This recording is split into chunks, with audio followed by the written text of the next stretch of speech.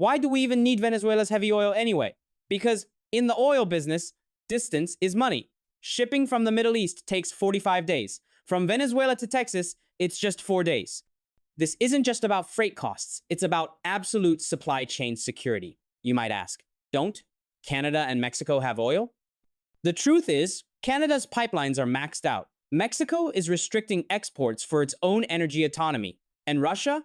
That bridge is burnt. Texas refineries are facing a severe starvation crisis right now. What's more critical? Texas refineries are picky eaters. They were tailor-made for Venezuelan heavy oil. Switch to something else, and efficiency drops. In an industry where profits are measured in cents, a tiny efficiency loss means billions in losses. Here's the kicker.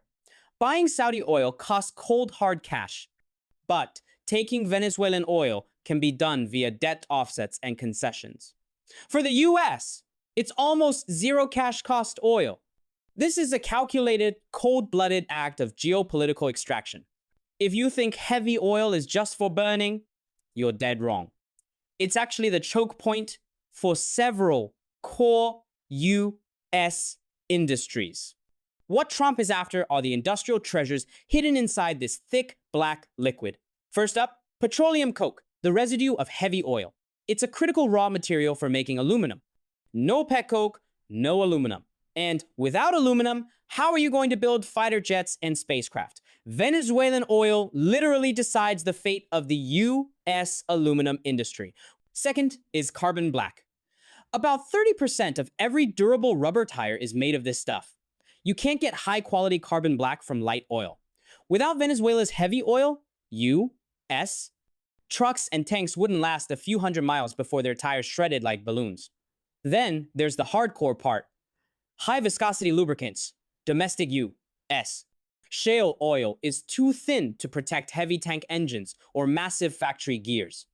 Only the heavy greases refined from heavy oil can keep these industrial beasts running. There's even vanadium and nickel hidden in the residue strategic metals used for tank armor and high performance. Batteries. So, Trump's focus on Venezuela is essentially a grab for the entry ticket to America's future industrial and military dominance. You might ask, with EVs everywhere, do we still need all this oil? That's a massive misconception. You can use a power bank to save your phone, but you'll never power a main battle tank or a transoceanic cargo ship with a battery. Physics is brutal. Heavy oil's energy density dwarfs batteries.